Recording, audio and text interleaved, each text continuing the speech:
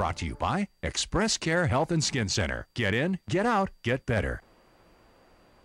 Welcome back, everybody. You are watching Healthy Living right here on KUAM. If you missed our previous segment, Dr. Jitka from Express Care was here, and she educated us, letting us know why nosebleeds are important, how they happen, and what to do. And you also fulfilled a lifelong dream of mine. I could actually say clean your boogers on live television and everything, so thank you for that. You're welcome. A goal of mine, one of my bucket list items now firmly crossed off. Okay.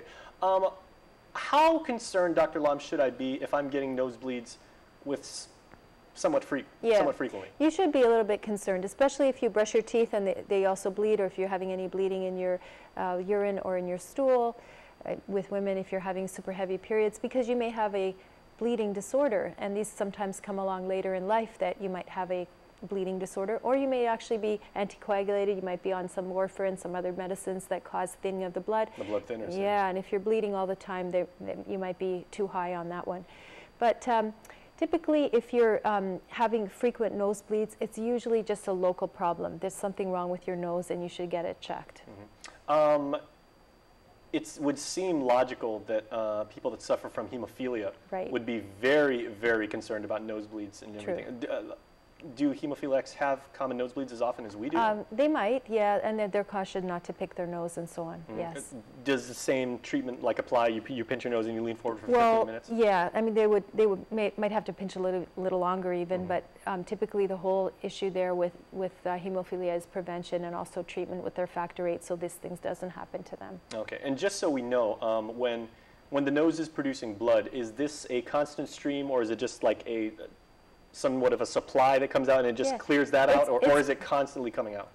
Well, it's kind of amazing because these capillaries are really, really tiny, and they can generate, as you know, tons and tons of blood, since it can be like a stream, you know, really, sometimes. So can you bleed to death from a nosebleed? No. It's always rarely, blue moon, okay? It looks like a very dramatic thing. It causes tons of anxiety and, again, raises people's blood pressure, which aggravates the nosebleed. Kids get terrified when they have nosebleeds. It's very frightening. It's a very emotional thing. So when you have a child with a nosebleed, try to calm them down. You can put the ice on the back of their neck or whatever. That's mostly just to calm anxiety, and talk to them and try to distract them and just have them pinch their nose. One more time, don't pinch up top, just pinch right here at the end, and hold for 15 minutes. Okay, well, I appreciate the fact that you brought up children, because do nosebleeds show some sort of pattern from being hereditary?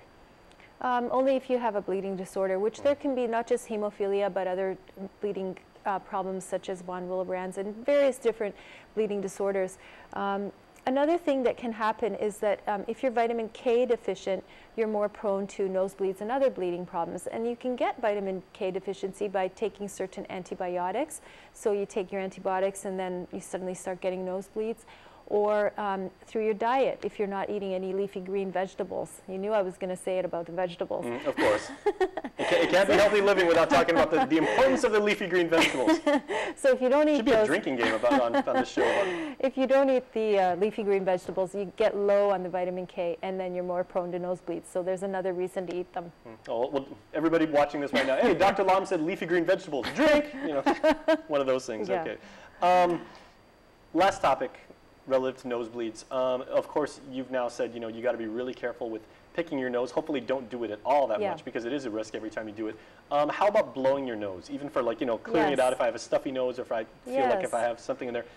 Can I bring on a nosebleed by blowing too hard, maybe blow out a capillary? Sure, you could do that. And so we teach our children too to not sniff, but blow gently, and try to wipe and not do those really aggressive nose clearing activities, especially if you're prone to nosebleeds. Okay, and like always, if we have any questions about nosebleeds or basically anything under the sun having to do with internal medicine, we can go see the fine, friendly folks at Express Care. Thank you for that. All right, and we certainly will. Hope to help.